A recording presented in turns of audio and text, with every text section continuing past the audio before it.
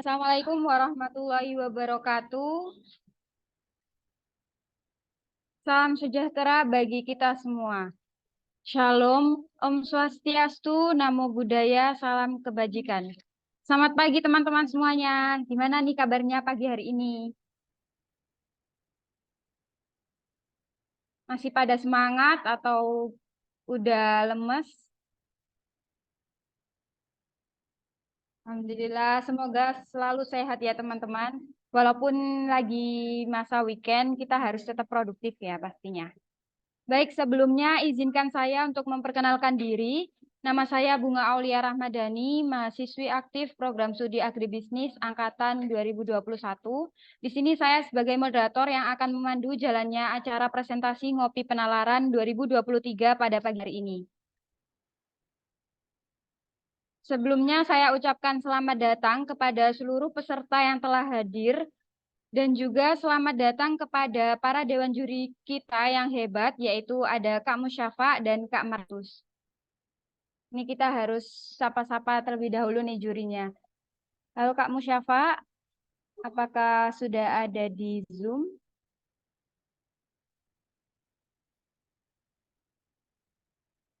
Kak Udah Musyafa. deh, udah. Oh ya, baik. Gimana Kak kabarnya? Alhamdulillah baik. Alhamdulillah. Untuk Kak Maratus, sudah ada juga di room? Sudah ya? Ya. Gimana Kak Maratus kabarnya? Sehat? Alhamdulillah sehat ya. Alhamdulillah. Semoga kita semua selalu sehat ya. Baik, sebelum memasuki acara kita yang utama, yaitu presentasi dan tanya jawab, di sini saya akan membacakan peraturan dan teknis tanya jawab presentasi ngopi pada pagi hari ini. Kepada panitia yang bertugas, dipersilahkan untuk share screen.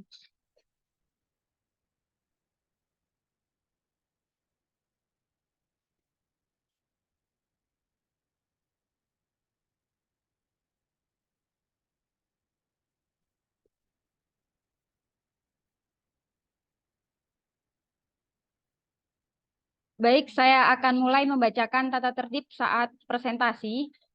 Yang pertama, peserta diharapkan untuk bergabung di ruang Zoom meeting 10 menit sebelum acara dimulai. 2. Peserta pakaian bebas rapi. 3. Sebagai bahan presentasi, peserta diwajibkan membuat PowerPoint dengan tampilan Microsoft Office PowerPoint dan disertakan kepada panitia H-1 sebelum acara dimulai. 4. Peserta sebelum dimulai, pastikan berada di tempat yang tenang dan jaringan yang stabil. 5. Peserta dilarang keluar Zoom sampai acara selesai, kecuali mendapatkan izin dari perintah moderator. 6. Tidak boleh mengganggu jalannya diskusi. Jika melanggar, diberikan peringatan dan akan di-mute oleh panitia. 7. Tidak membuat kegaduhan, serta tidak mengirimkan konten yang berbau sara atau pornografi ke dalam grup diskusi. Untuk kriteria dan bobot penilaian pada babak presentasi ngopi pada pagi hari ini, yang pertama, bobot isi dari, mohon maaf ini ada kesalahan, bobot isi dari KTI yang disajikan sebesar 30%, 2. Cara penyampaian peserta sebesar 20%, 3. Kemampuan menjawab pertanyaan dari juri sebesar 20%, dan yang keempat, sistematika penyajian bahan presentasi sebesar 30%, dengan total skor bobot 100%. Kemudian ketentuan slide presentasi, yang pertama, presentasi memuat garis besar KTI, kedua, slide disertakan dengan nama peserta, logo penalaran, FP, dan logo UTM. 3. Diketik dengan huruf yang jelas dan mudah dibaca. 4. Slide dapat berisikan tulisan dan gambar, dapat juga dilampirkan foto, bagan, atau grafik. Kemudian tata cara presentasi, yang pertama peserta dari masing-masing kelompok akan diberikan waktu untuk presentasi selama 7 menit. Dan waktu untuk tanya jawab selama 10 menit, di mana 10 menit ini estimasi waktu 5 menit dari masing-masing juri.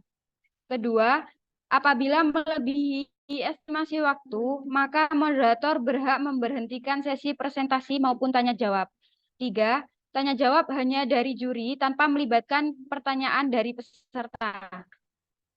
4, anggota lainnya diharapkan mematikan mikrofon ketika salah satu anggota sudah on mic terlebih dahulu untuk menjawab pertanyaan dari juri. Tim penilai terdiri dari 2 orang juri, yaitu Kak Musyafa dan Kak Maratus. Keputusan juri tidak dapat diganggu-gugat. Juri akan menentukan peserta sebagai best presentation. Baik, itu tadi merupakan teknis dan peraturan untuk tanya jawab ngopi pada pagi hari ini. Gimana teman-teman, udah tegang belum nih? Biar nggak tegang, gimana kalau kita cek jargon terlebih dahulu? Mungkin dari teman-teman ada yang masih ingat jargon ngopi penalaran? Kan udah ketemu di pertemuan 1, 2, dan 3 ya. Mungkin ada yang ingat? Diulang, Kak. Ya, baik. Nggak apa-apa. Jadi, nanti kalau saya bilang ngopi penalaran 2023, kalian semua jawabnya be smart, be confident, be excellent gitu. Bisa dipahami? Siap, Kak. Ya, yuk. Semua bisa on mic ya. Ngopi penalaran 2023. Be Be smart, smart, be be confident, be excellent. Kayaknya teman-teman masih pada loyo nih. Gimana kalau satu kali lagi ya? Biar semangat nanti presentasinya, biar bisa nunjukkan yang terbaik. Oke, satu kali lagi. Ngopi penalaran 2023. Be Be smart, be be confident, be confident, be excellent. excellent. Oke, terima kasih teman-teman. Baiklah, tidak usah berlama-lama lagi. Langsung saja kita memasuki sesi presentasi dan tanya jawab oleh Dewan Juri dan para peserta. Nomor urut presentasi sesuai pada nomor urut yang telah diundi pada saat technical meeting ngopi penalaran kemarin. Untuk yang pertama, nomor urut 1 yaitu kelompok 1. Waktu presentasi selama 7 menit. Waktu akan berjalan ketika peserta mulai berbicara. Dan waktu akan dihentikan ketika estimasi waktu telah berakhir. Kepada kelompok 1, apakah sudah siap? Bisa tes suara dulu. Izin, apakah suara saya terdengar dengan jelas? Ya, masuk terdengar jelas. Zaki ya? Iya. Ya, baik. Ini Untuk yang kelompok share 1 screen dari mungkin... panitia atau dari saya? Oh iya, untuk share screen PowerPoint sudah disiapkan dari panitia, jadi peserta tinggal diri saja ya. Oke, Kak, siap. Terima kasih. Oke, untuk kelompok 1, waktu dan tempat kami persilahkan. Untuk panitia yang bertugas bisa dimulai untuk share screen.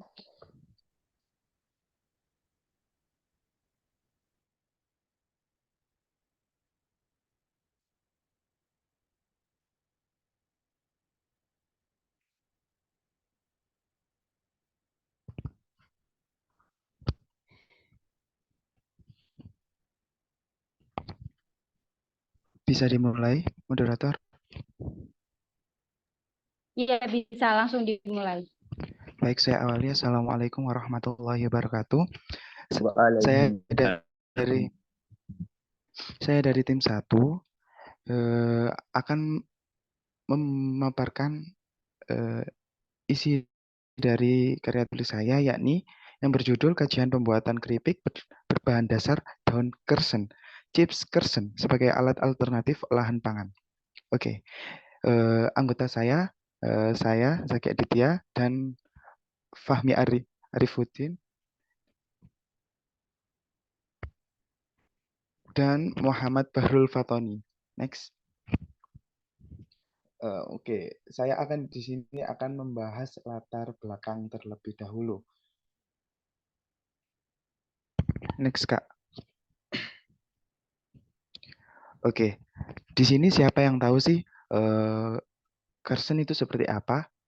Mungkin dari teman-teman kurang memahami karena tanaman ini sangat apa? Sebenarnya mudah didapat di kita di samping jalan raya itu sering kita lihat. Tanaman kersen sendiri itu dianggap oleh masyarakat sebagai tanaman liar. Sedangkan definisi tanaman liar adalah sebuah tanaman yang hidup di tempat yang tidak semestinya diinginkan. Tanaman kersen merupakan tanaman buah tropis yang mudah dijumpai di pinggir jalan. Dari bagian sebagai banyak tanaman kersen, saya berfokus pada daun buah kersen, di mana daun buah kersen itu fungsinya hanya sebagai pakan ternak, bahkan hanya menjadi pupuk kompos. Daun buah kersen dianggap sebelah mata, sehingga kami di sini mengangkat topik ini, di mana daun buah kersen mengandung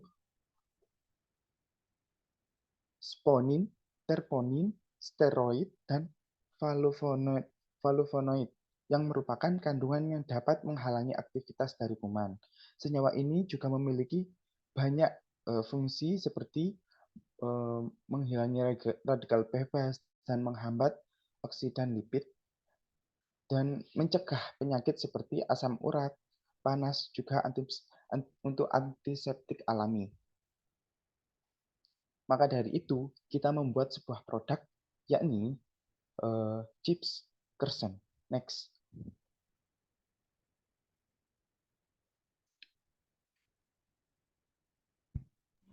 Selanjutnya untuk metodologi. Nah, di sini terdapat 3 tahapan metodologi yang akan dilakukan. Tahapan yang pertama adalah pembuatan produk keripik daun itu sendiri. Adapun pembuatan keripik daun dengan cara pertama-tama daun kersen dicuci lalu ditiriskan dan dicelupkan dalam adonan tepung komposit, di mana di dalamnya mencakup 200 gram tepung beras dan 20 gram tepung tapioka. Selanjutnya, digoreng pertama dalam minyak berlebih pada suhu 200 derajat Celcius selama 5 menit. Pendinginan juga dilakukan selama 3 jam pada suhu kamar, kemudian digoreng kedua pada suhu 190 derajat selama 1 menit. Tahapan kedua dilakukan pengujian kadar makronutrien daun kersen segar yang meliputi analisis kadar air, protein, lemak, abu karbohidrat, gula total, serat, pektin, vitamin C, dan tanin. Tahap ketiga, pengujian daya terima panelis secara agroleptik, meliputi rasa, warna, aroma, tekstur, dan kesukaan secara keseluruhan, di mana pengujian ini dilakukan secara deskriptif. Metode deskriptif sendiri digambarkan oleh Saputra 2016 dan Nawawi 2001 sebagai langkah-langkah representasi objektif tentang gejala-gejala dalam masalah yang diselidiki. Mungkin next akan dilanjutkan oleh teman saya. Baik, saya lanjut. Di sini terdapat 2 tabel, di mana tabel pertama merupakan komposisi kimia dari daun kersen sendiri, di mana kadar air sebesar 68,33%, kadar abu sebesar 5,8%, kadar lemak 1,1%, kadar protein 2,99%, kadar karbohidrat sebesar 28,76%, dan kadar serat sebesar 49,6%, energi sebesar 133,45, di mana yang tabel kedua yakni komposisi kimia dari proses kita membuat keripik, yakni sebesar untuk kadar air 8,33 dan seterusnya yang termuat dalam tabel, di mana hasil menunjukkan bahwa perbedaan kandungan yang ada pada daun kersen dan keripik kersen itu menurun, namun masih terdapat kandungan yang lebih dan bisa diserap dan bisa memunculkan manfaat yang lebih bagi tubuh. Next. Untuk tabel yang selanjutnya, yakni tabel dari segi kerenyahan, rasa, warna, dan kesukaan, di mana kita mengambil 30 responden dan menghasilkan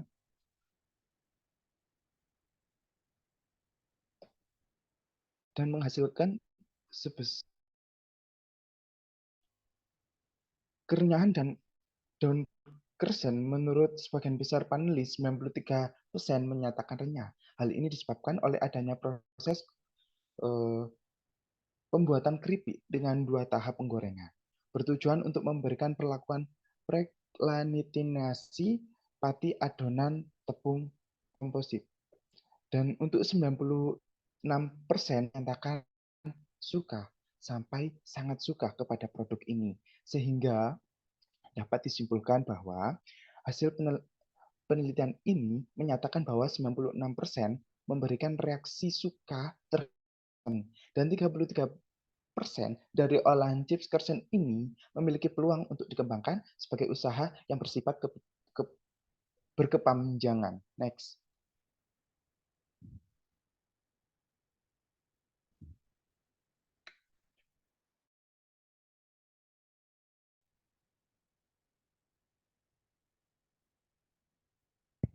Mungkin cukup dari presentasi kelompok 1 atau tim 1.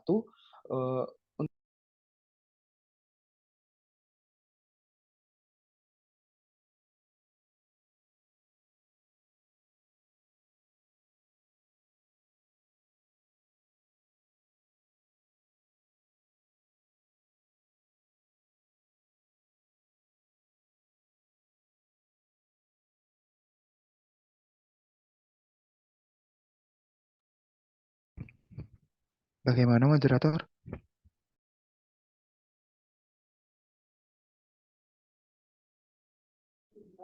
Baik, mohon maaf tadi ada kendala.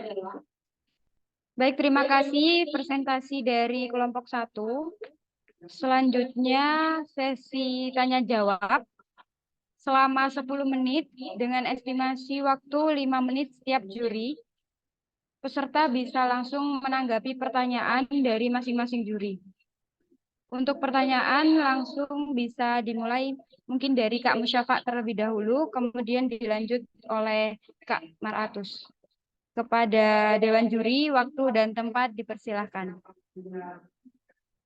Oh ya, Dek, izin konfirmasi mungkin dari Kak Atusnya dulu ya, Dek, nggak apa-apa. Oh ya, baik. Dari Kak Maratus.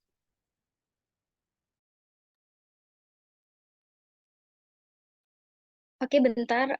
Suaraku kedengeran ya? Masuk, Kak. Kedengaran. Oke, aku mulai ya. Sebelumnya ini idenya dari teman-teman penalaran juga bagus ya. Aku juga baru tahu kalau ada keripik itu gitu. Cuman pertanyaanku di sini adalah, ini kan tadi teman-teman ngambil bahan bakunya itu kan dari tanaman liar ya. Jadi untuk kedepannya kalian kan otomatis akan memproduksi ini gitu ya. Nah, planning kalian itu akan ngambil bahan bakunya ini dari jalanan gitu ya, kalian asal cabut aja karena ini kan tanaman liar atau memang kalian itu sengaja memproduksi, menanam dari awal gitu? Itu pertanyaan yang pertama. Aku punya beberapa pertanyaan, ini langsung ditanggapi atau gimana? Satu Boleh dulu aja. langsung ditanggapi. Ya, langsung. Untuk yang izin menjawab ya untuk pertanyaan pertama, di mana untuk awal-awal kita membuat rancangan ini adalah untuk memastikan bahwa usaha kita itu benar-benar bisa diterima. Nah, untuk permasalahan dari bahan baku sendiri, untuk pertama kali kita akan mencari bahan baku itu melalui benar dari kakak tadi melalui jalanan. Namun apabila usaha ini berkembang dengan pesat, maka akan dilakukan proses penanaman hingga bahan baku bisa kita produksi sendiri. Oke. Apa? Oke, paham. Terus aku punya pertanyaan juga. Sebenarnya kalian ini kan sebelumnya sudah melakukan riset ya sebelum munculnya inovasi ini. Jadi yang mau aku tanyakan adalah sebenarnya sudah ada belum sih inovasi tentang pembuatan keripik kersen ini sebelum kalian gitu. Kalau misalkan memang ada dari dulu gitu ya, terus apa sih yang membedakan keripiknya kalian ini dengan keripik yang sebelum-sebelumnya gitu? Oke Kak, kan ini merupakan bukan inovasi terbaru sih, lebih ke inovasi di mana kita targetkan kan di tujuan itu ada target mahasiswa, di mana itu kita kembangkan di daerah Bangkalan. Jadi di sini tuh belum ada produk tersebut, sehingga kita adakan dan kita branding sendiri, sehingga kita memajukan produk lokal dari daerah sini dan sesuai dengan tujuan kita yang kedua, yakni kepada masyarakat. Dan yang ketiga, kita juga membantu untuk memvariasikan dari produk lokal di mana itu bertujuan ke pemerintah. Terima kasih. Oke, mungkin aku sangkutin juga ini tadi kan target pasarannya ini adalah mahasiswa ya, terutama mahasiswa UTM. Nah, kira-kira teman-teman ini mematok harga jualnya itu berapa? Karena kan mahasiswa UTM itu kan bisa dikatakan kalau misalnya mahasiswa itu kan nggak mungkin kita matok harga terlalu mahal untuk menjual. Jadi aku pengen tahu dulu nih, kira-kira berapa sih harga jual yang teman-teman tawarkan untuk menjual produk keripik ini gitu? Baik, terima kasih. Untuk begini Kak, kan ini dalam pembahasan di LKTI saya, itu apakah usaha ini itu disukai oleh masyarakat. Dari batas itu aja. Tapi untuk kisaran harganya, mungkin harga sekitaran 3-5 ribuan. Karena dari bahan baku yang mudah didapat, terus bahan yang mudah didapat pula, dan harganya pun terjangkau, sehingga kita mematok harga segitu. Per Oke, 200 oke, gram. aku paham. Jadi sebenarnya kalian itu kan cuma stuck di penelitian itu aja ya. Jadi Ya, kalian itu nggak ada niat untuk mengembangkan atau memperjualbelikan secara nyata buat kedepannya atau gimana nih? Soalnya kan aku juga pengen tahu nih seberapa besar sih potensi dari keripik ini gitu loh. baik Kak, itu tadi udah semua di kesimpulan di mana kita menyimpulkan bahwa usaha ini itu merupakan usaha yang bisa dijalankan dan bersifat kontinu atau berkepanjangan. Sehingga kita berniat untuk melanjutkan dari KTI ini akan menjadi mungkin selanjutnya sebuah usaha begitu Kak. Oke. Oke, terakhir nih ya, aku punya pertanyaan juga. Tadi kan teman-teman di sini step-nya itu kan sudah melakukan berbagai macam pengujian gitu ya.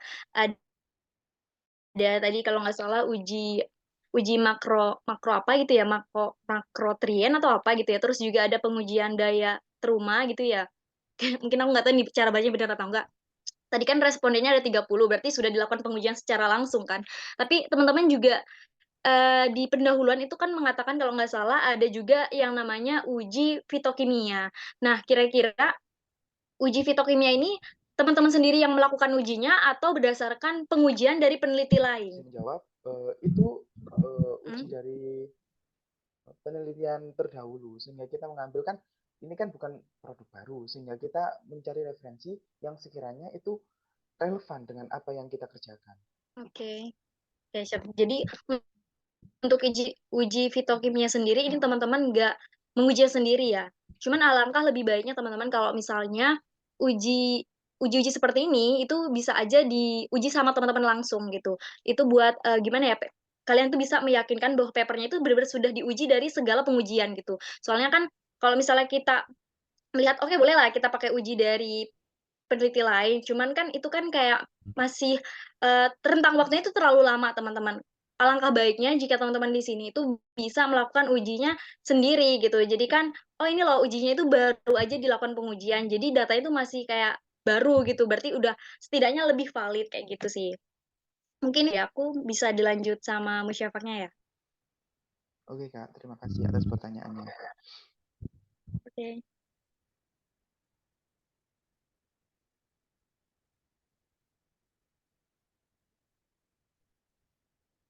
Nah, Mustafa turun.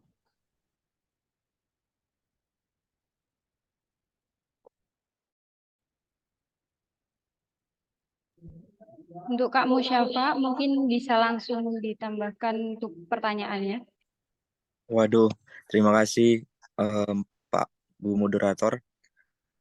Tadi untuk pertanyaannya udah ditanyain semua sama Atus. Nah, ini saya masih bingung untuk terkait eh, latar belakang dari kamu nganalisis ini daun kersen ini dibuat keripik itu apa?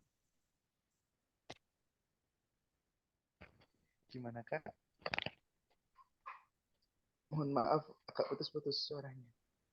Latar belakang dari adanya karya tulismu ini itu apa? Oh, itu gini. Masyarakat menganggap bahwa daun kersen sendiri itu hanya sebagai tanaman liar. Gitu Kak. Intinya itu seperti itu.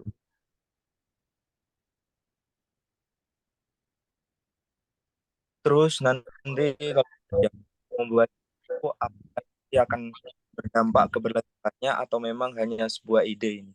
Untuk terkait Mohon maaf, pengujian tadi suaranya agak seperti putus-putus. yang untuk tadi kan buat keripik ini kan dari daun keris ini.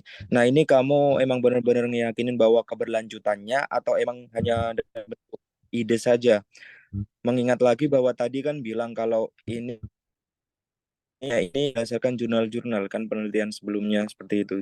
Iya Kak, kan berhubung dari, izin menjawab ya, berhubung dari acara ngopi ini itu keterbatasan waktu di mana uji-uji tersebut memerlukan waktu yang lebih lama, di mana kita juga di UTM sendiri itu minim fasilitas, sehingga kami mengambil untuk di penelitian-penelitian terdahulu yang relevan dengan LKTI yang kita buat gitu. Nah, ini ada yang dari agro industri atau TIP kok mengambil penelitian ini gitu.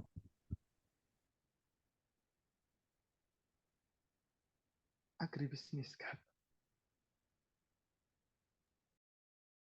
Mengingat lagi ya bahwa backgroundnya kalian kan agribisnis ya. Untuk terkait itu usahain satu anggota lah ada yang dari teknik industri pertanian ataupun terkait dengan pengolahan. Nah, untuk terkait mungkin ini bisa anggota tim yang lain ya yang jawab.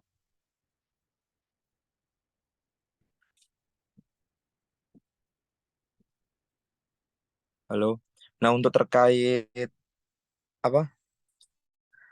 Apa sih yang menjadi keunikan ini daripada yang lainnya?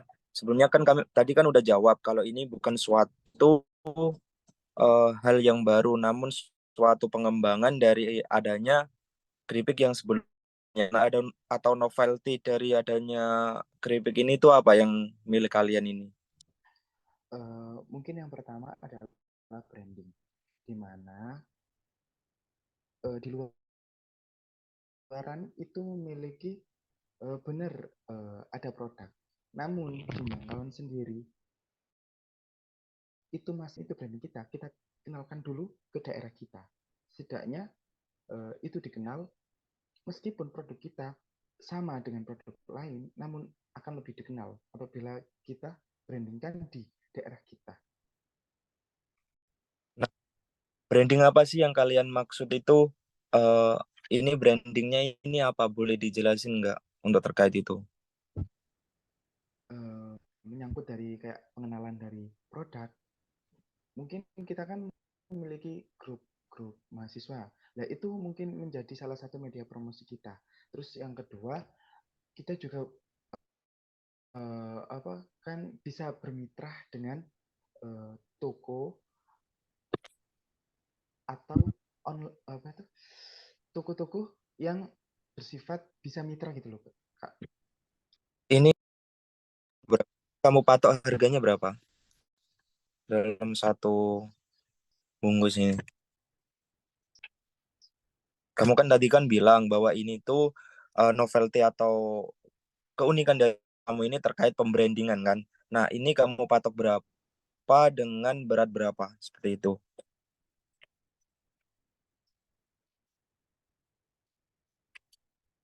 Mohon maaf, Kak, putus-putus. Untuk harganya keripik ini itu jika dijual ini harganya berapa?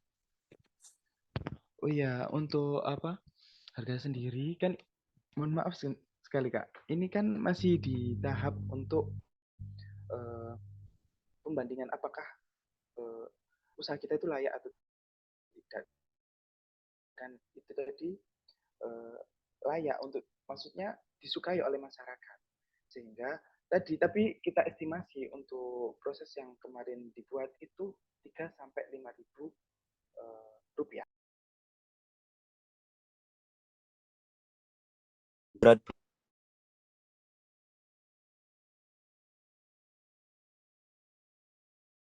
Rp5.000.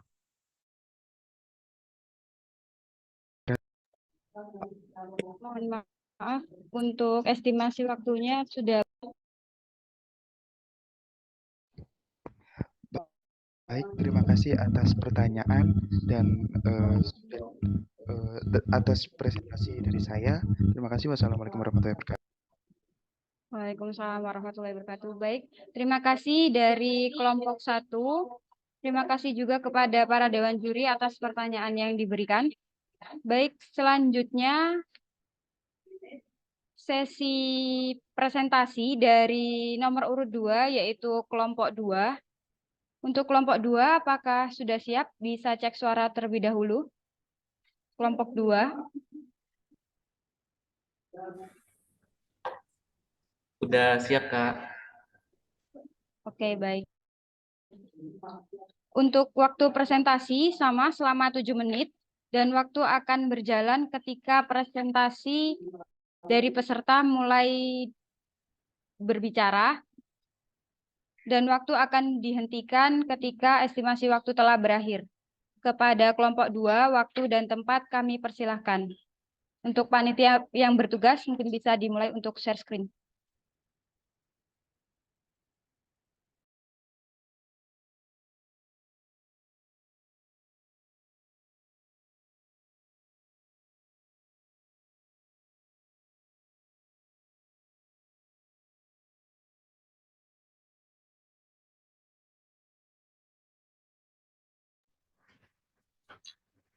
Assalamualaikum warahmatullahi wabarakatuh. Di sini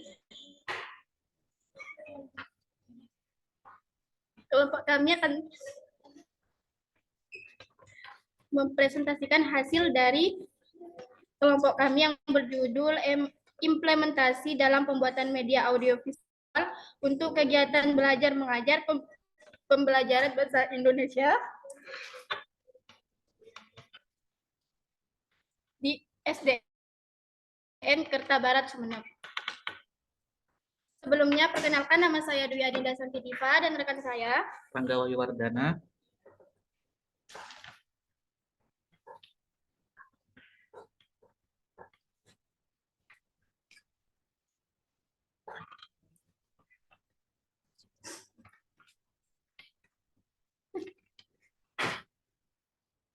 Baik, langsung saja ke pendahuluan. Bahasa merupakan pusat sumber manusia yang bertujuan untuk memperoleh sebuah ilmu pengetahuan serta memahami berbagai aspek sebagai simbol dari pemahaman suatu pemikiran. Nah, bahasa Indonesia sendiri merupakan salah satu mata pelajaran yang dapat ditemukan pada setiap jenjang pendidikan di Indonesia. Nah, untuk media audiovisual sendiri itu dapat bertujuan untuk meningkatkan kemampuan untuk berpikir seorang siswa apabila diterapkan dalam kegiatan mengajar oleh seorang guru. Nah, untuk media audiovisual ini juga diharapkan untuk mampu memberikan kemudahan belajar bagi siswa sekolah dasar untuk dapat mengerjakan soal yang diberikan oleh guru dan mampu meningkatkan pembelajaran siswa agar prestasi siswa tersebut meningkat. Mungkin lanjut.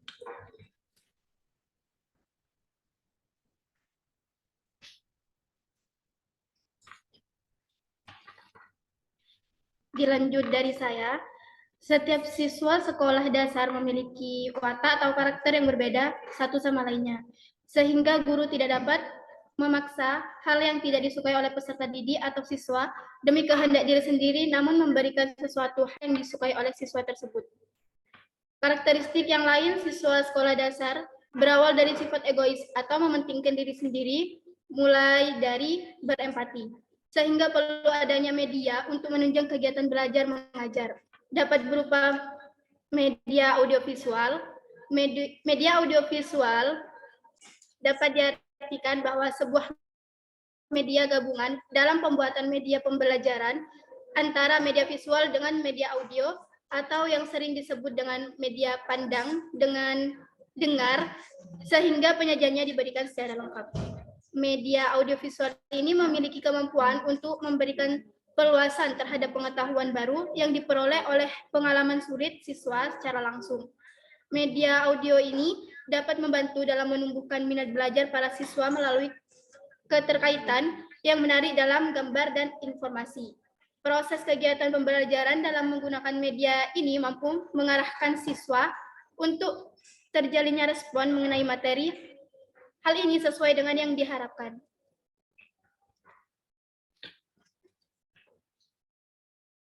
Mungkin next.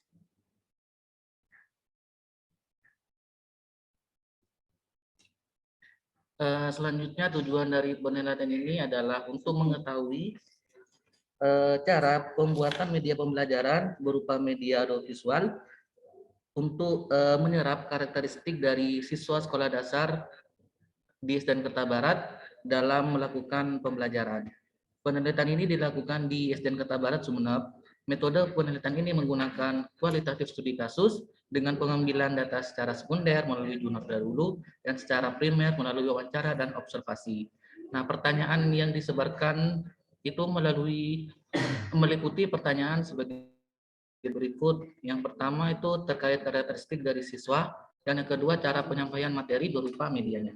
Mungkin next.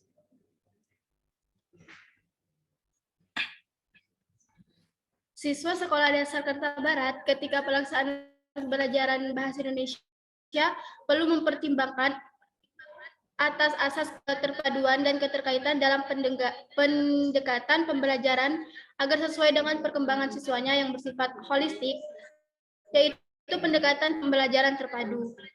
Sehingga guru sebagai patokan dalam berbahasa seperti membaca dan menulis pada saat proses kegiatan belajar mengajar berlangsung, serta menjadi pelaku sebagai berikan sebuah timbal balik yang dapat mempengaruhi dalam kegiatan ini. Seharusnya berikan materi belajar, kegiatan belajar interaksi antara siswa dan guru, dan sebaliknya bahan penunjang dalam pembelajaran, alat lingkungan kegiatan pembelajaran, serta cara mengevaluasi dan menyesuaikan dalam kebutuhan dalam proses perkembangan peserta didik. Hal tersebut dapat dibantu dengan media penunjang kegiatan mengajar berupa media audio visual.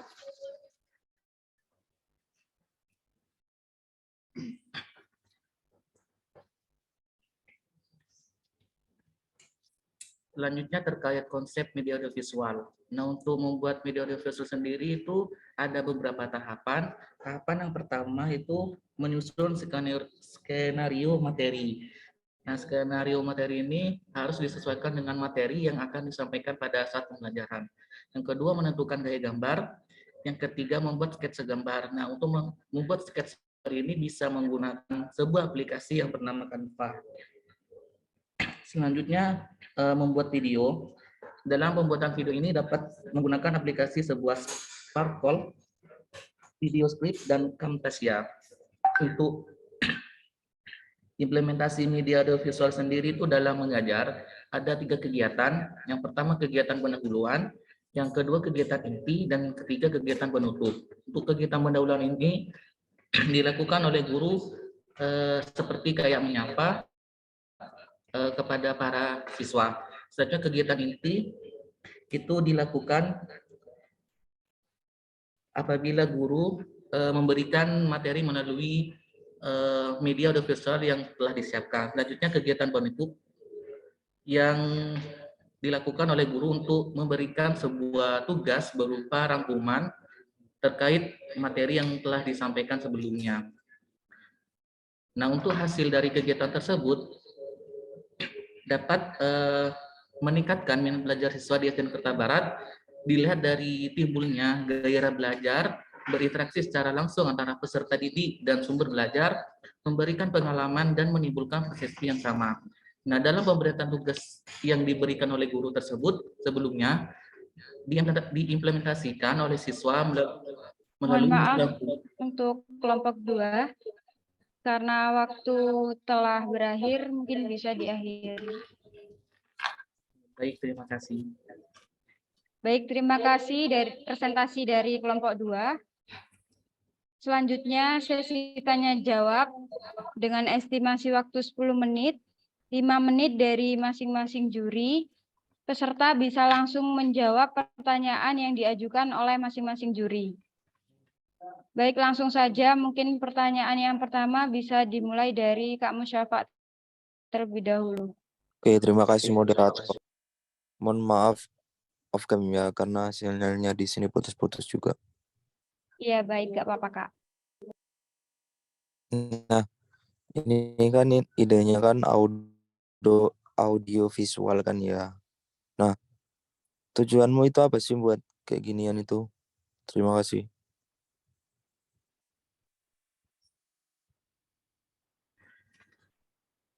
Terima kasih pertanyaannya dari Kak Musyafa. Nah, tujuan kami itu membuat media audiovisual ini dalam implementasi kegiatan mengajar itu dikarenakan di SDN Kerta Barat sendiri itu di salah satu kelasnya masih menggunakan dalam kegiatan belajar mengajar itu masih menggunakan metode yang lama. Jadi para siswanya sendiri itu masih belum terpuaskan hasratnya untuk belajar, sehingga dari kami itu bisa membuat media audiovisual ini dalam kegiatan mengajar tersebut agar media audiovisual ini bisa diterima oleh para siswa dan meningkatkan hasrat belajarnya. Mungkin ada tambahan dari rekan saya.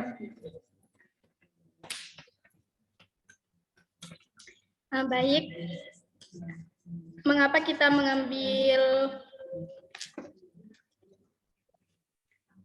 media audio visual ini? Karena pada dasarnya anak sekolah dasar itu ketika menemukan hal baru seperti adanya media ini akan menggerakkan mereka untuk semangat dalam belajar sehingga meningkatkan belajar tersebut menjadi lebih baik. Tadi kan bilang kalau ada hal baru akan meningkatkan semangat. Lalu kalau misalnya ide ini sudah berjalan dan diterapin di SD tersebut, berarti nantinya akan menurun dong kinerjanya. Maaf Kak, bisa diulang pertanyaannya? Tadi kan bilang kalau misalnya ada hal baru, misalnya audio visual ini kan akan meningkatkan semangat ataupun hasrat dari siswa itu terhadap media ini. Nah, nanti kalau misalnya media ini sudah berjalan lama, apakah nanti akan memungkinkan menurunkan kinerja dari media ini terhadap pembelajaran dari siswa tersebut? Jadi gini Kak.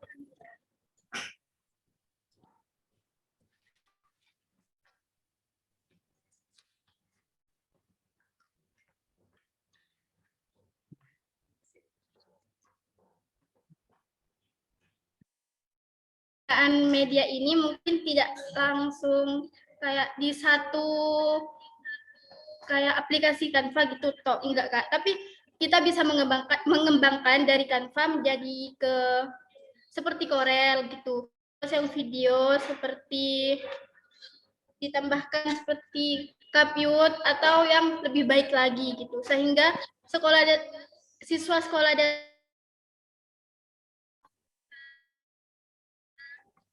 kayak meningkatkan ingin mengetahui hal-hal tersebut.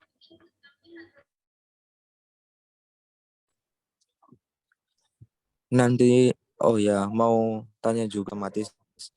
Nah, ini sistem pembelajarannya ini berarti di dalam kelas itu nanti siswa-siswa akan membawa HP dari rumah untuk belajar ini atau bagaimana?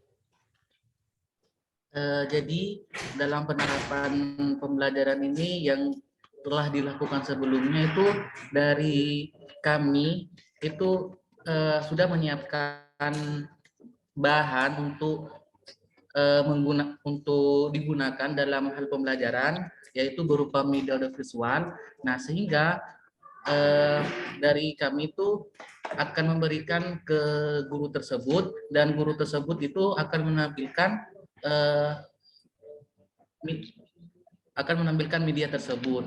Nah, setelah penampilan media audiovisual tersebut itu dari guru akan menjelaskan terkait isinya itu, Kak. Karena Nah, ya lanjut. Nah, dari materinya itu sendiri itu sesuai dengan materi pembahasan di sekolah dasar gitu, Kak. Apa dari kalian itu ada semacam gambaran atau prototipe gimana sih audio visual ini? Atau mungkin ini hanya sebatas ide dulu gitu. Terima kasih.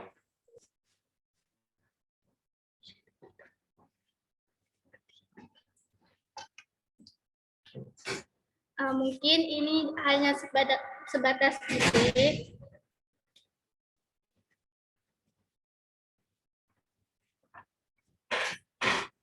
Baik, terima kasih. Kelompok 2 mungkin bisa dilanjut ke Atusnya. Oke, terima kasih atas punya ya. Pertanyaan aku di sini adalah gini teman-teman. Tadi kan ini menggunakan media ya, media. Kalau kita beralih dari yang namanya konvensional menjadi modernisasi. Nah, pasti kan ini kan membutuhkan media seperti gadget mungkin ya? Apa benar ya? Pakai gadget sama internet kan untuk Ya mengoperasikannya. benar, Kak. Nah, teman-teman kan harus tahu juga ya, kita kan mikirnya long term gitu ya, dampak ketika nanti para siswa itu terus-menerus menggunakan media digitalisasi, nah dampak penggunaan pembelajaran itu kan bisa saja salah satunya itu kan kecanduan gadget gitu ya, walaupun hanya dilakukan di sekolah. Nah, bagaimana sih kalian mengatasi kelemahan dari penggunaan media digital ini? Bisa dijawab? Jadi itu untuk kegiatan pembelajaran itu dibatasi, Kak, buat gadget. Jadi apabila kegiatan secara berlangsung itu menggunakan gadget dan setelahnya itu bisa dikumpulkan kepada guru itu, Kak. Jadi membatasi kegiatan gadget hanya dalam kegiatan belajar mengajar. Oke, masuk, aku paham. Terus gini, tadi kan teman-teman bilang kalau misalnya media yang ingin ditawarkan ini kan disediakan oleh pihak sekolah seperti itu ya kalau nggak salah. Nah, ini kan menggunakan teknologi yang aku bilang tadi, penggunaan gadget dan internet. Maka kalau misalnya nih ya sewaktu-waktu atau kita berpikir atau berhayal ke depan gitu loh. Misalkan kalian ini ke depannya mau mengimplementasikan secara langsung gitu ya, dibuatlah media ini gitu kan. Nah, kalau misalnya media inovasi ini kalian implementasikan, bagaimana dengan daerah yang akses teknologinya itu kurang baik gitu? Karena kan ini daerahnya di Sumeneb ya. Kira-kira di SD Sumeneb itu gimana nih kualitas teknologinya? Apakah sinyalnya mumpuni? Apakah di sana sudah familiar dengan gadget gitu? Bagaimana perekonomiannya gitu kan? Apakah mereka sekolahnya mampu untuk menyediakan media itu gitu loh. Bisa dimengerti? Iya, Kak, bisa. Untuk kondisi dari tempat yang kita akan tuju itu telah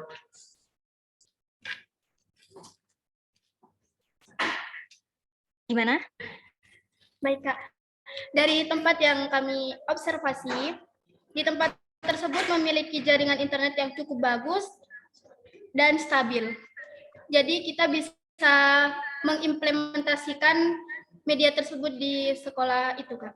Oke. Aku juga ini sih pengen nanya ini juga teman-teman. Ini kan media audiovisual itu sudah banyak sekali ya diciptakan sama para mahasiswa di luar sana gitu ya. Bahkan sudah ada yang jadi nih produknya gitu ya. Aplikasi digitalnya, website digitalnya gitu yang mengenai tentang pembelajaran media audiovisual. Nah, kira-kira ini kan teman-teman belum bahas sampai akhir ya, karena tadi di-cut karena waktunya habis juga. Jadi aku mau tanya, ini yang membedakan inovasi kalian dengan inovasi yang sebelumnya itu apa gitu? Soalnya kan yang aku bilang tadi, media audiovisual itu udah banyak banget gitu loh. Jawab ya.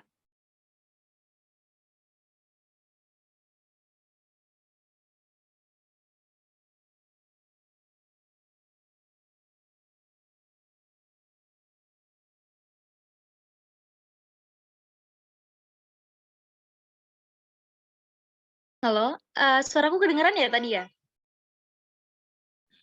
ya Kak terdengar.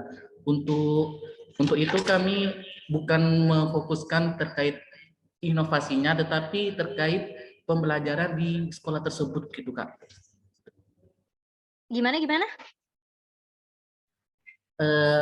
Dari kami itu tidak memfokuskan terhadap inovasi dalam pembuatan media audiovisual, tetapi memfokuskan terhadap peningkatan kegiatan pembelajaran di sekolah tersebut gitu Kak. Untuk peningkatan kegiatan pembelajaran gitu ya? Iya. Oke, untuk meningkatkan kemampuan pembelajaran. Nah, maksud aku itu gimana caranya kalian bisa meningkatkan kemampuan pembelajaran gitu. Gimana ya maksudnya? Gimana kalian itu bisa menyatakan bahwasannya media kalian ini bisa meningkatkan kemampuan pembelajaran sedangkan media kalian ini kan belum jadi. Media kalian ini belum diuji. Kok bisa-bisanya kalian bilang kalau misalnya media ini tuh bisa meningkatkan kemampuan pembelajaran yang tadi gitu loh. Ini sekedar asumsi atau bagaimana ini ya? Menurut kami Kak, dan yang kami observasi di daerah tersebut masih belum ada yang melakukan hal tersebut. Maksudnya belum ada pembelajaran digitalisasi kayak gitu ya? Secara media audio sosial ini Kak. Oh gitu. Itu hanya di sekolah itu aja atau di sekolah-sekolah lain yang ada di Sumeneb apakah sudah ada atau gimana? Di kecamatan tersebut yang kami tahu masih tidak menggunakan media tersebut Kak. Oke, gitu ya. Mohon maaf untuk waktu sesi tanya jawab telah berakhir. Oke, terima kasih.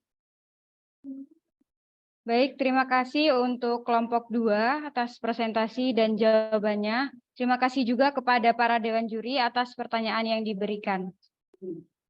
Untuk selanjutnya kita beralih ke peserta nomor urut 3, yaitu kelompok 4. Untuk kelompok 4, apakah sudah siap?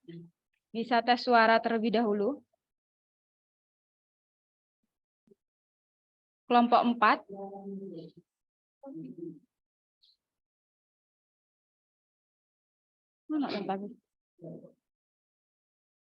Halo, kelompok 4.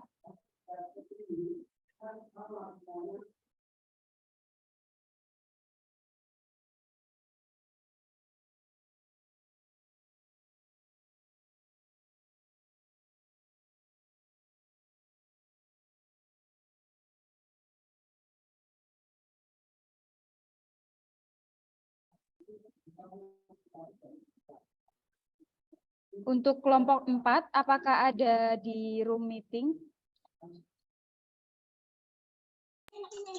Ada, Kak.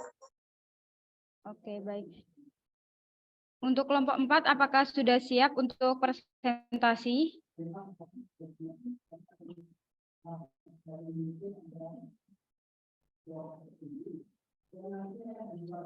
Baik, langsung saja untuk presentasi dengan estimasi waktu selama 7 menit. Waktu akan berjalan ketika peserta mulai berbicara dan waktu akan dihentikan ketika estimasi waktu telah berakhir. Untuk kelompok 4, waktu dan tempat kami persilahkan. Kepada panitia yang bertugas, bisa untuk share screen.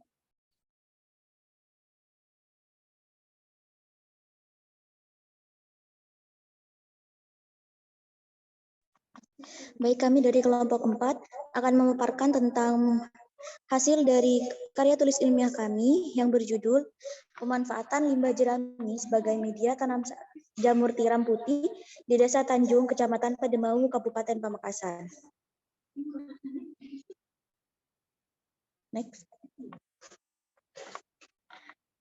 Kemudian anggotanya saya sebagai ketua kelompok dari Agribisnis 22, kemudian anggota Indriani, Agroekoteknologi 2022, dan Pia Amelia, Teknologi Industri Pertanian 22. Mungkin akan dilanjutkan oleh teman saya. Baik, yang selanjutnya yaitu pendahuluan. Yang melatar belakangi penelitian kami yaitu Desa Tanjung, Kecamatan Pademawu, Kabupaten Pamekasan, merupakan salah satu desa dengan masalah penanganan limbah hasil pertanian jerami. Kelimpahan jerami yang dialami petani membuat mereka memilih untuk membakar jerami di lahan karena sudah kelebihan untuk ternak dan pemulsaan. Pemanfaatan jerami yang belum optimal tersebut yang melatar belakangi kami untuk mengangkat hal ini sebagai permasalahan karya tulis kami. Yang kedua yaitu tinjauan pustaka tentang lokasi observasi. Desa Tanjung Pademawu, Pamekasan, terletak di ujung tenggara kabupaten. Mata pencaharian beragam dan didominasi oleh petani, nelayan, dan ASN. Terjadi produksi padi massal tiap tahunnya yang menghasilkan limbah berupa jerami yang berlebih, meskipun telah dimanfaatkan oleh para petani. Pemanfaatan tersebut antara lain sebagai mulsa alami dan juga sebagai pakan ternak, namun tetap saja berlebih dan tetap terjadi pembakaran padi di lahan. Yang selanjutnya yaitu tentang jamur tiram. Jamur tiram atau bahasa latinnya Pleurotus ostreatus merupakan jenis jamur kayu yang dapat dikonsumsi, termasuk kelompok Basidiomycota dan kelas Homo Basidiomycetes. Jamur ini memiliki bentuk tudung jamur agak membulat, lonjong, dan melengkung, menyerupai cangkang tiram, sehingga disebut jamur tiram. Pleurotus tergolong saprofit yang tumbuh pada kayu dan di alam bebas. Pleurotus dapat hidup pada jaringan tumbuhan berlaku yang masih hidup maupun yang sudah mati. Presentasi selanjutnya akan dilanjutkan oleh teman saya.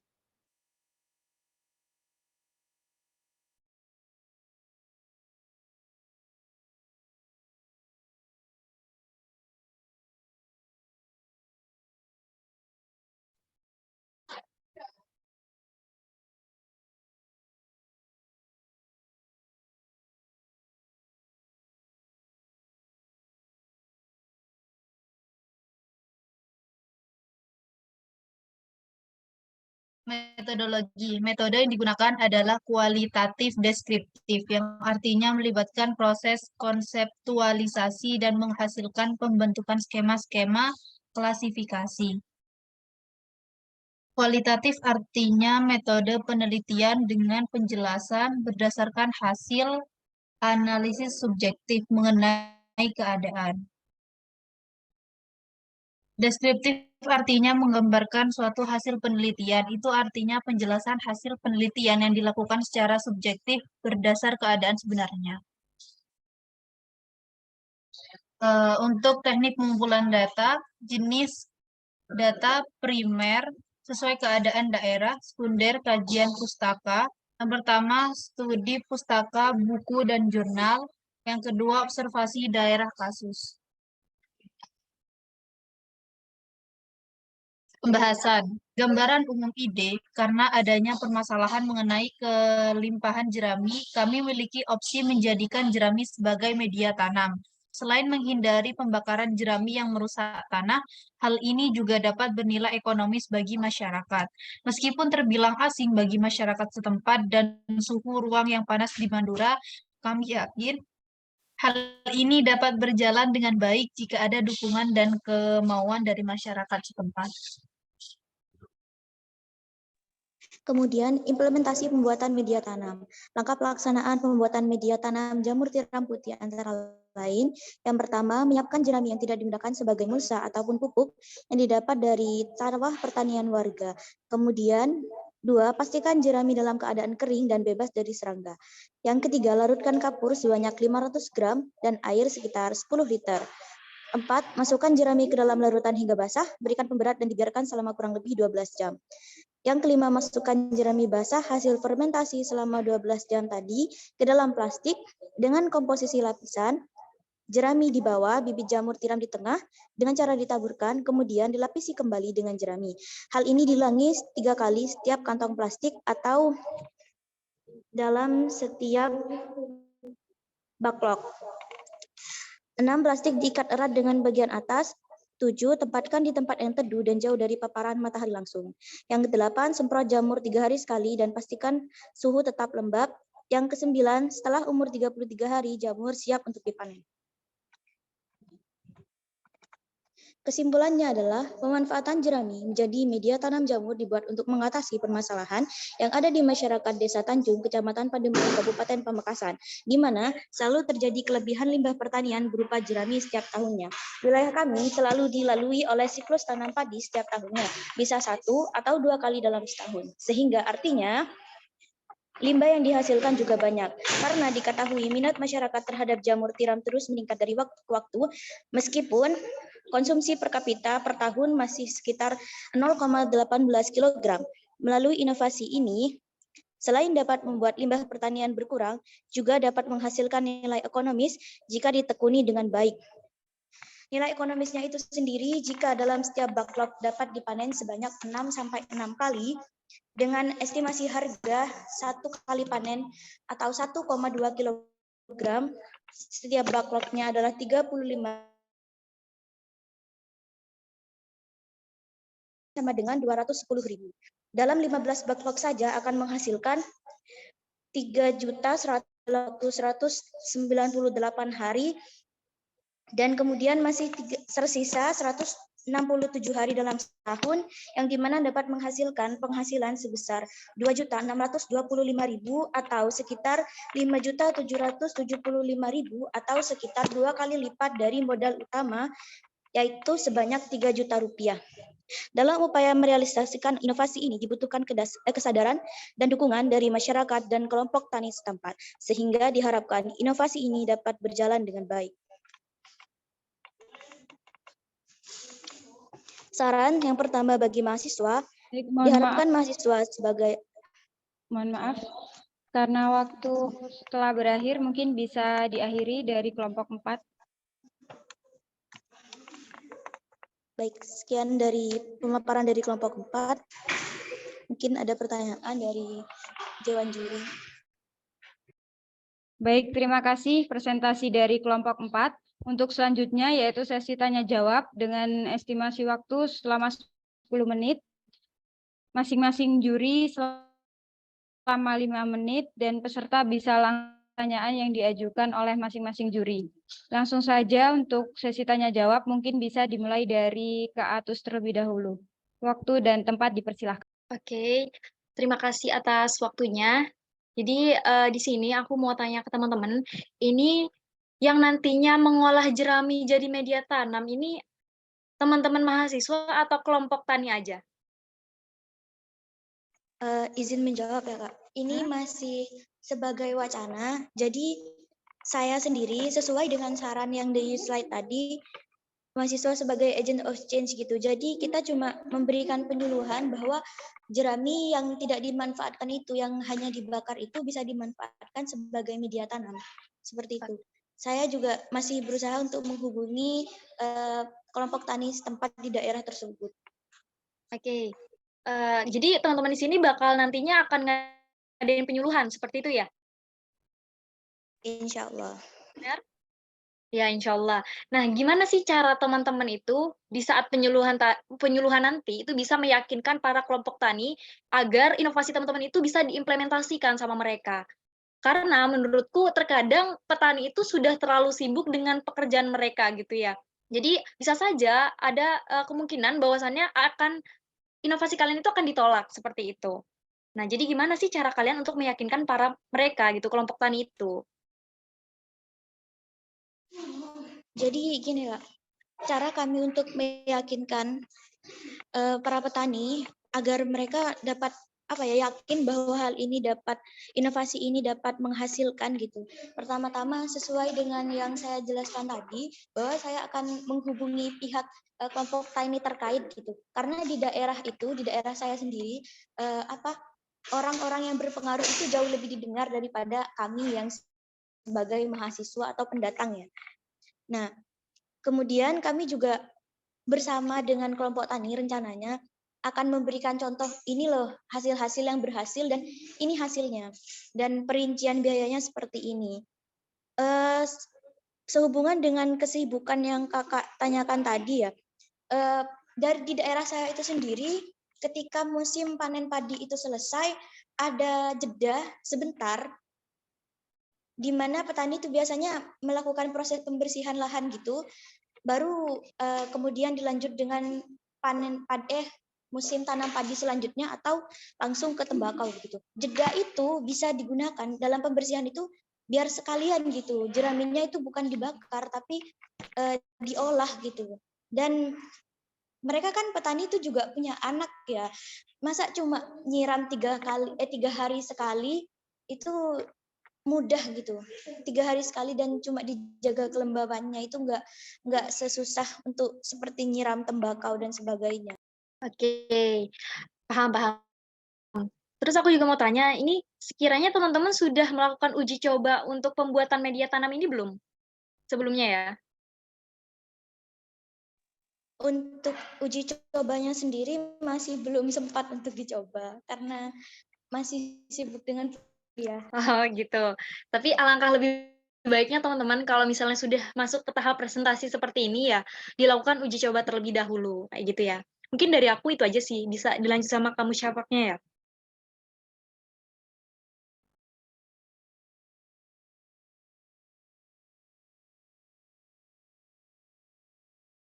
Baik, terima kasih Kak Atus. Nah, teman-teman nih mau tanya, ini sebelumnya emang udah ada jerami ini dibuat media tanam ataukah emang ini keterbaruan dari teman-teman nih? Di pertemuan sudah kakak tanyakan hal itu dan memang sebelumnya di tempat lain itu sudah inovasi ini sudah dilakukan, tapi di daerah saya sendiri masih belum ada. Maka tujuan kami, latar belakang kami menyusun KTI ini adalah untuk mengenalkan inovasi ini kepada mereka. Oke. Oh ya, ini kan media jerami kan ya sebagai media tanam. Buat jamur nih, apakah nanti kandungan yang ada di jerami ini dibuat media tanam ini nggak berbahaya sama jamurnya? Apakah udah ngadain penelitian apa belum gitu, uji coba untuk terkait nantinya bahaya nggak ini jamur kalau misalnya dikonsumsi seperti itu?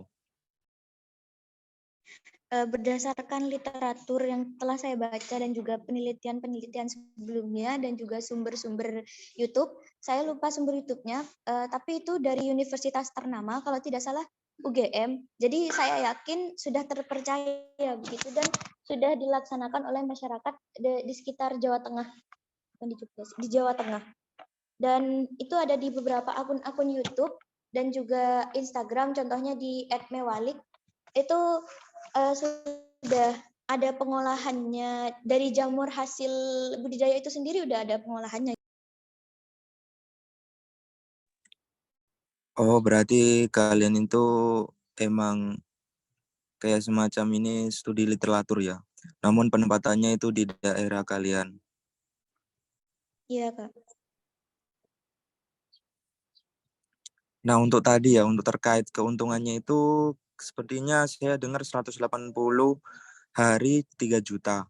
Nah, itu bersih apa kotor? Pendapatan bersih apa kotor? Udah dikurangi dengan biaya produksi apa belum? Itu masih biaya kotor, Kak. Bukan, jadi kan modal awalnya itu untuk persiapan jeraminya dan juga tempat-tempatnya, naungannya gitu, kanopinya itu menghabiskan sekitar 3 juta rupiah. Jika dalam satu backlog itu kan bisa dipanen 5 sampai 6 kali. Satu kali panen itu 35.000 sebanyak 1,2 kg.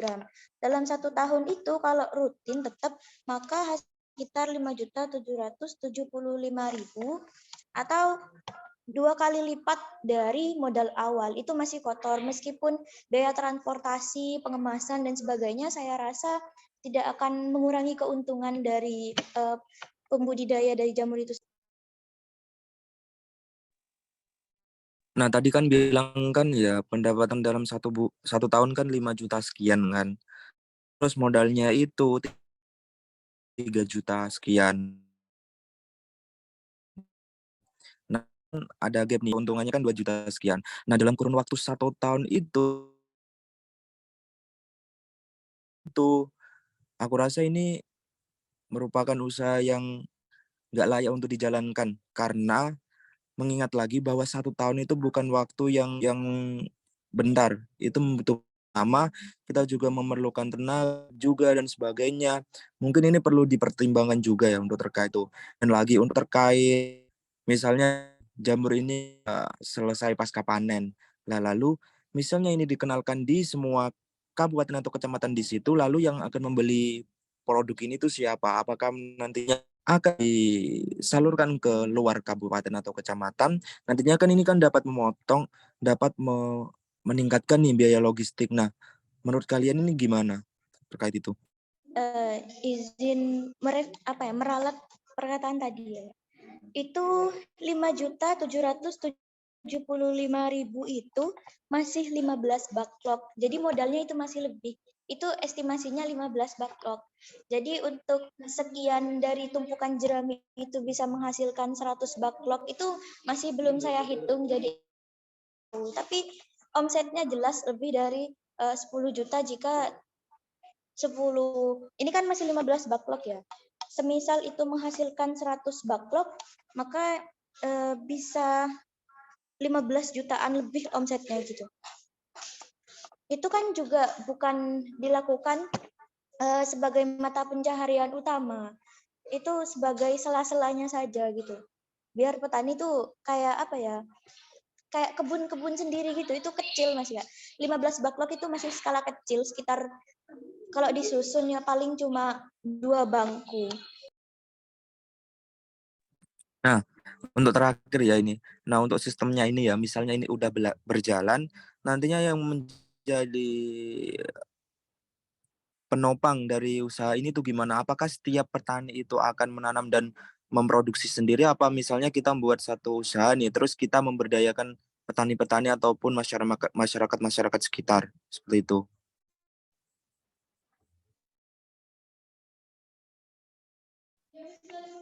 Inti dari latar belakang KTI kami itu adalah sebagai difusi informasi gitu, penyampaian informasi inovasi tentang hal ini. Jadi petani yang ingin melakukan hal itu akan dibimbing oleh kelompok tani setempat. Kan rencana kami akan berkoordinasi tempat gitu Pak. Dan kami juga dari agribisnis sendiri itu kan ada marketing. Kami akan membantu lah sedikit marketing itu. Saya sendiri itu pernah ada seperti koperasi punya tani dan itu menjual hasil-hasil pertanian di produk pertanian. Jadi jual di situ. Kalau misalkan itu dilakukan oleh secara berkelompok. Begitu, Pak. Oke, terima kasih.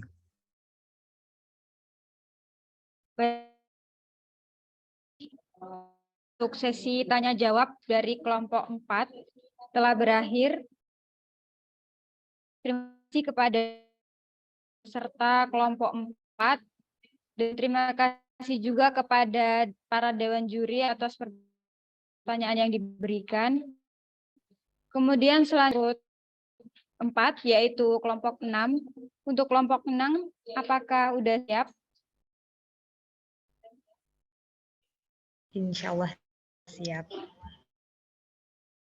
Untuk waktu presentasi selama 7 menit, waktu akan berjalan ketika peserta mulai berbicara, dan waktu akan dihentikan ketika estimasi waktu selama 7 menit telah berakhir. Kepada kelompok 6, waktu dan tempat dipersilahkan.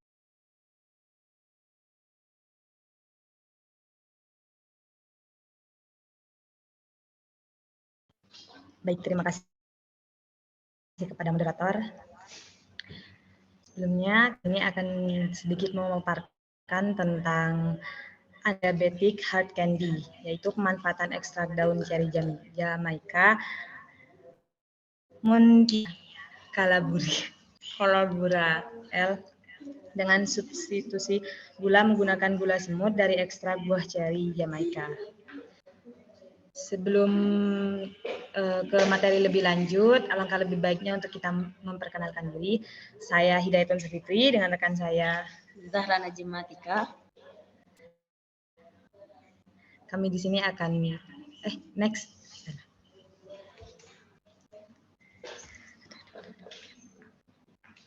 Poin dari presentasi kami di sini yaitu yang pertama pengenalannya, yang kedua flowchart penelitian dari nilai strategis dan metodologi penelitian.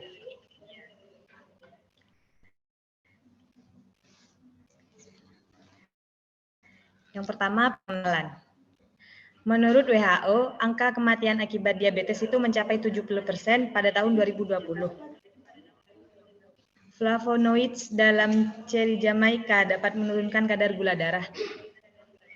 Inovasi olahan dari daun ceri ini menjadi hard candy dengan campuran Jamaican cherry fruit and sugar.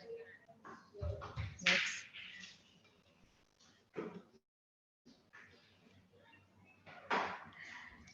Objek penelitian kami yaitu menentukan pengaruh penggunaan gula semut terhadap efektivitas permen crush cherry dalam mencegah diabetes mellitus.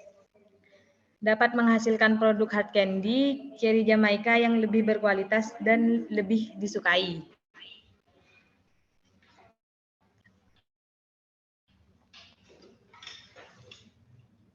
Berikut ialah cash flow atau cara membuat hard candy dari daun ceri Jamaika. Yang pertama, yakni membuat gula semut dengan sorting. Sorting yakni memisahkan antara buah yang memiliki kualitas yang bagus dan juga yang tidak layak digunakan. Washing yakni pembersihan buah Jamaika dari kotoran yang menempel pada buah Jamaika.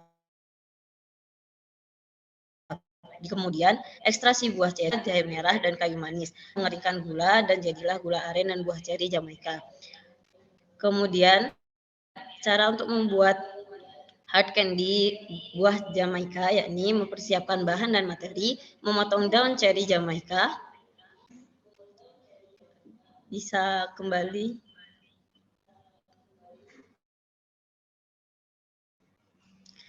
Kemudian mengekstrasi daun ceri Jamaika dan mencampur bahan-bahan yakni gula ceri Jamaika, mencetak adonan permen dan mengeringkan permen, kemudian menghasilkan hard candy ceri Jamaika.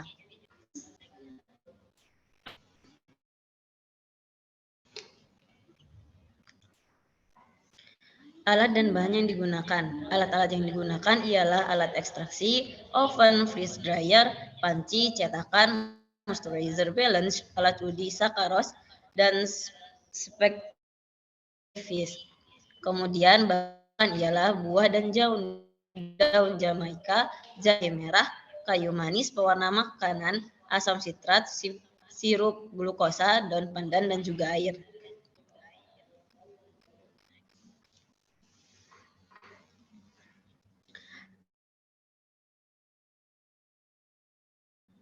Berikut ialah uji sakaros yakni dengan mengurangi total dari gula dan juga dikurangi dengan gula reduksi dan dikalikan dengan 0,95. Uji water content yakni dengan berat air yang pertama dikurangi dengan berat air yang terakhir dibagi dengan berat air yang pertama terus dikalikan 100%. Dan pengujian aktivitas antioksidan yakni konsentrasi zat antioksidan yang dapat menyebabkan DPPH kehilangan karakter radikal dan konsentrasi zat antioksidan yang memberikan penghambatan 50%. Dan uji organoleptik rasa yang dipengaruhi oleh bahan baku dan juga tekstur yang dipengaruhi oleh kadar air. Mungkin sekian presentasi dari kelompok 6.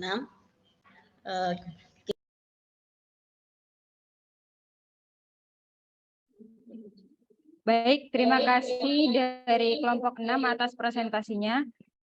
Kemudian sesi selanjutnya yaitu sesi tanya jawab untuk estimasi waktu selama 10 menit dengan ketentuan 5 menit setiap masing-masing juri.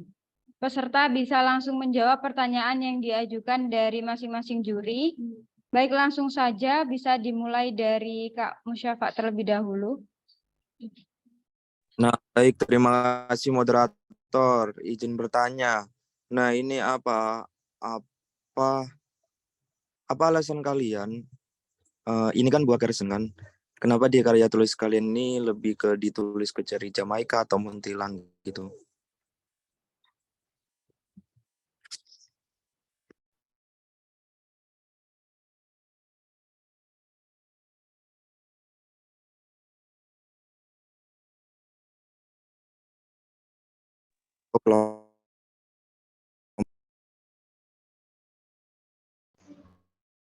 Iya Kak, mungkin bisa diulang lagi. Maaf.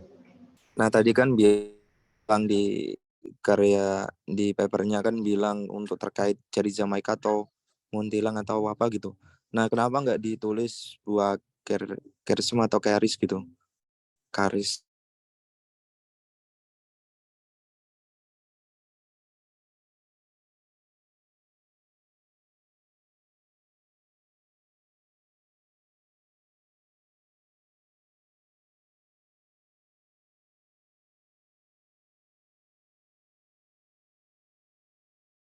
Kersen itu untuk biar agar pembaca lebih biar lebih menarik gitu Kak, biar tampil beda dari yang lain. Tapi ketika melihat PPT-nya dari audiens ataupun yang mendengar terkait itu langsung membaca, oh ternyata buah itu ya buah keris, dan itu malah menurunkan ekspektasi dari pendengar atau audiens. Terus menurut kalian gimana?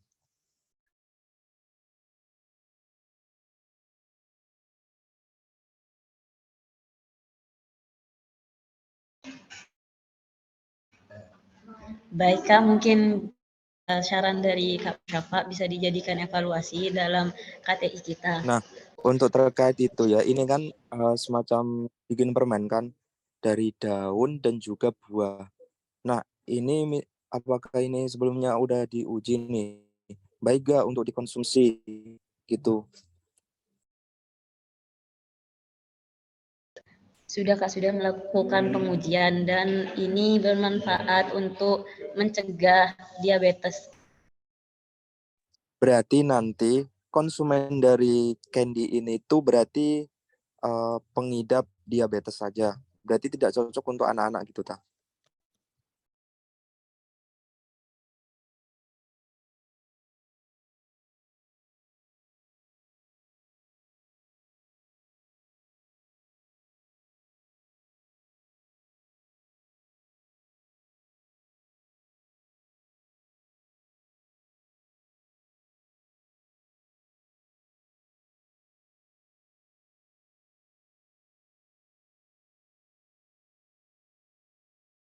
Kelompok 6.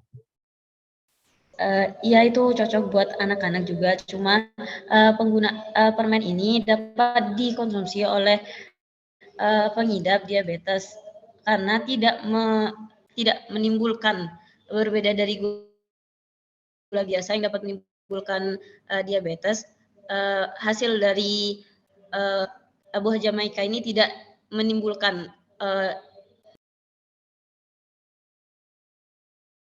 Ini permen ini untuk mengobati diabetes atau untuk tidak mengakibatkan diabetes? Tadi yang benar yang mana ini?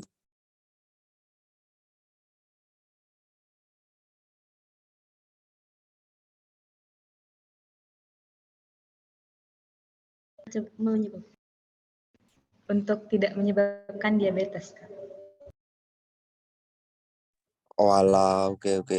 Nah, untuk terkait itu ya, mungkin kan suatu produk itu harus TP-nya sih, segmenting, targeting, dan positioning. Kalau misalnya papernya kalian ini, candy-nya kalian ini berfokus pada untuk terkait diabetes, mungkin cocok buat untuk dewasa lanjut usia atau memang benar-benar pengidap diabetes. Ini lebih ke bagian positioning, apa sih keterbuan dan keunikan dari candy kalian ini dengan candy-candy yang ada. Nah, bahwa candy kalian ini memang dikhususkan untuk pengidap diabetes atau pengidap penyakit-penyakit lainnya seperti itu. Dan mungkin validasi pasar itu memang perlu untuk membidik sasaran yang benar-benar dibutuhkan dari produk kalian itu. Terima kasih. Baik, terima kasih Kak sarannya.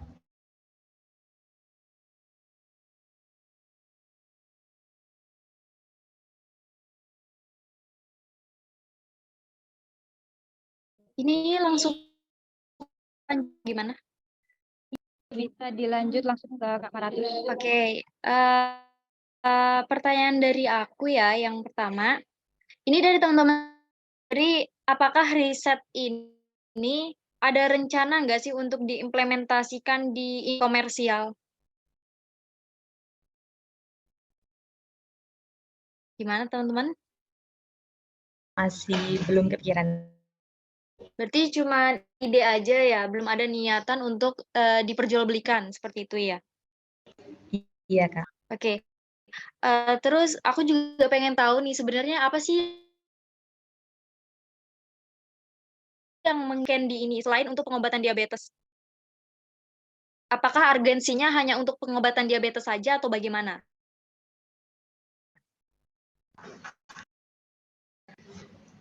Kami mengambil buah kersen ini karena buah kersen ini bisa ditemukan dengan mudah, namun pemanfaatannya tidak maksimal.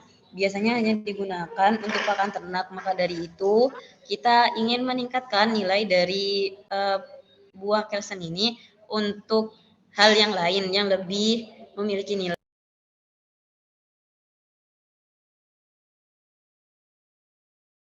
Iya, gimana?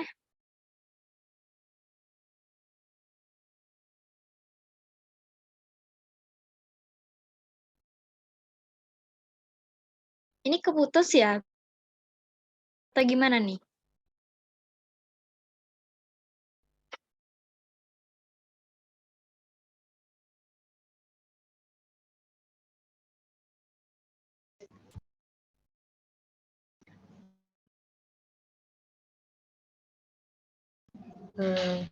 Buah ceri Jamaika ini cuman untuk pengobatan diabetes aja, tapi juga dapat mengurangi resiko terkena hipotensi dan stroke. Oke. Terus ini aku mau tanya, tadi kan banyak banget ya sampel analisis ya di PPT. Itu kalian yang menguji atau gimana?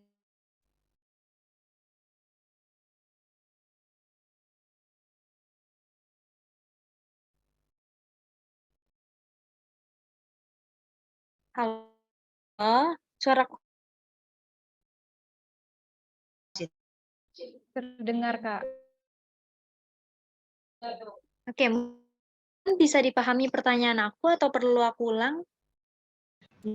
Ya mungkin bisa diulang lagi ya. Oke, tadi kan di PPT teman-teman untuk membuat inovasi kalian apa tadi? Candy kalian itu kan ada banyak sekali uji sampel analisis gitu kan ya. Sampel analisisnya tuh banyak sekali di PPT.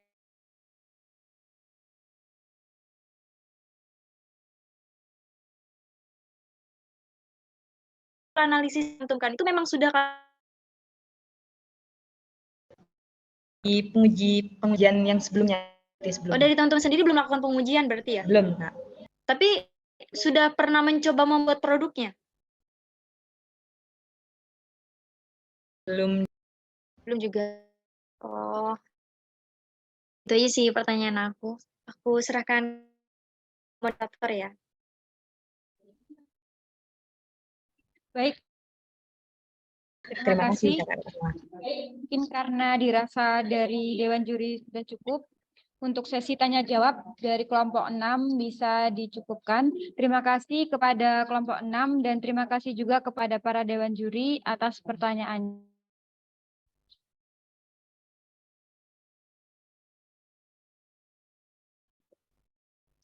Baik, untuk setelah berakhirnya sesi tanya jawab dari kelompok 6, presentasi dan tanya jawab pada acara presentasi ngopi pada pagi hari ini. Terima kasih kepada di acara pada pagi hari ini. Sebelum saya tutup, mungkin dari para dewan juri ada yang ingin disampaikan, mungkin kesan dan pesan untuk para peserta yang menghadiri acara pada pagi hari ini. Mungkin bisa dimulai dari Kak Maratus untuk bisa menyampaikan pesan dan kesan.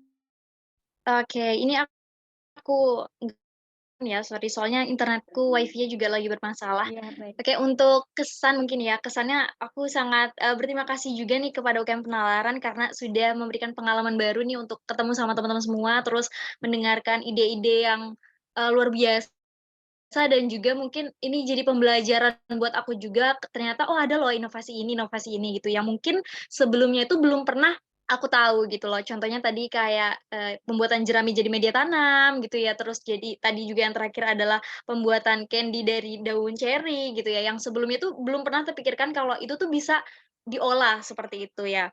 Terus untuk pesannya ini mungkin dari segi ini ya presentasi, ini teman-teman mungkin masih perlu banyak belajar gimana caranya mempresentasikan karya kalian, apalagi nanti kalau misalnya sudah di depan juri yang benar-benar kompeten gitu loh ya.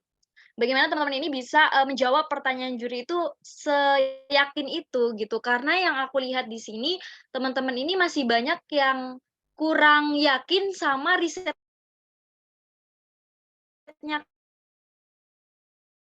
sepertinya mungkin, atau kayak kurang meyakinkan juri gitu loh ya. Jadi seakan-akan riset kalian ini belum bener-bener riset gitu loh. Jadi seakan-akan ide kalian yang sebenarnya itu sudah bagus ya, yang sebenarnya itu sudah layak, tapi dengan cara kalian masih kurang lah untuk mempromosikan ide kalian ke depan juri gitu ya, itu bisa jadi minus untuk kalian sendiri gitu ya, untuk riset kalian gitu. Mungkin saran aku ya itu tadi gitu loh, untuk cara, teman-teman berbicara depan jurinya gitu ya, cara kalian menjawab gitu loh. Terus juga yang terpenting adalah, teman-teman nih harus bisa lebih kritis ya terhadap ide yang mau kalian buat gitu. Jangan sampai, terlalu, pasaran gitu. Boleh sih sebenarnya pasaran gitu ya, nggak apa-apa. Tapi alangkah lebih baiknya kalau kalian tuh, lebih kritis dan lebih punya ide yang inovatif gitu. Karena kan teman-teman di sini sudah menjadi mahasiswa gitu ya. Alangkah lebih baiknya seperti itu. Mungkin dari aku itu aja sih, Mbak Moderator. Thank Ya, you. baik. Terima kasih, Mbak Maratus. Untuk Kak Musyafa mungkin bisa memberikan pesan dan kesan. Nah, baik, terima kasih Mbak Moderator. Untuk terkait pesan dan kesannya tadi kan udah disampaikan tuh sama Atus. Nah, untuk terkait kesannya itu aku apresiasi sih untuk terkait teman-teman penalaran ini mulai dari awal kita belajar untuk terkait karya tulis ilmiah, kemudian sampai ke mereka membuat karya tulis. Nah, emang benar sih kalau karya tulis dari kalian itu memang bukan suatu inovasi, tapi untuk sampai kepada titik saat ini itu merupakan suatu perjuangan yang luar biasa. Saya apresiasi untuk terkait itu. Dan lagi untuk terkait pesannya ya, untuk lebih belajar terkait public speaking, terkait penyampaian bagaimana karya kita, paper kita ini bisa meyakinkan dewan juri ataupun bisa meyakinkan pendengar. Jangan sampai ketika kalian membuat suatu paper atau karya tulis itu, ketika ditanya kalian masih ragu. Dan kalian ya harus tetap mempertahankan kalau memang karya kalian ini benar. Bagaimanapun caranya mungkin juga ditunjang terkait data itu sendiri. Nah, untuk terkait itu ya selamat ya untuk terkait 4 kelompok yang berhasil sampai pada titik saat ini. Tetap semangat dan jangan sampai kapok-kapok mengikuti karya tulis yang lainnya. Mungkin ini bisa sebagai awal untuk bisa melanjutkan perjuangan yang lebih jauh lagi. Ya, baik. Terima kasih kepada para dewan juri. Semoga kegiatan yang kita lakukan pada pagi hari ini dapat bermanfaat serta ilmu yang dapat diperoleh dari para dewan juri tadi dapat diterapkan untuk ke depannya. Kepada teman-teman semua, tetap semangat. Apapun hasilnya nanti, semoga dapat bermanfaat untuk teman-teman. mungkin sebelum ditutup, kita mau dokumentasi terlebih dahulu. Diharapkan untuk seluruh peserta bisa on kamera, dan untuk Dewan Juri juga dimohon untuk on kamera sebentar untuk dokumentasi. Kepada panitia yang bertugas mungkin bisa dimulai untuk screenshot. Baik. Iya. Baik, saya pandu untuk sesi dokumentasi. 1, 2, 3.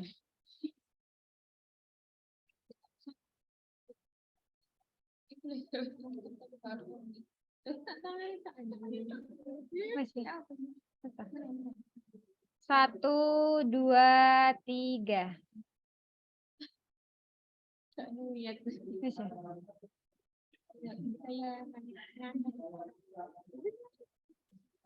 Baik, terima kasih untuk antusiasnya teman-teman dan para dewan juri memberikan informasi untuk terkait hasil pemenang dari presentasi Ngopi Penalaran 2023 akan kami umumkan di akun Instagram Penalaran UTM pada tanggal 28 Mei 2023. Untuk semua bisa di stay tune ya untuk pengumumannya. Baik, terima kasih. Saya sampaikan sekali lagi kepada para dewan juri dan juga para peserta. Saya selaku moderator pamit undur diri. Kurang lebihnya saya mohon maaf. Wassalamualaikum warahmatullahi wabarakatuh. Waalaikumsalam warahmatullahi wabarakatuh. Waalaikumsalam.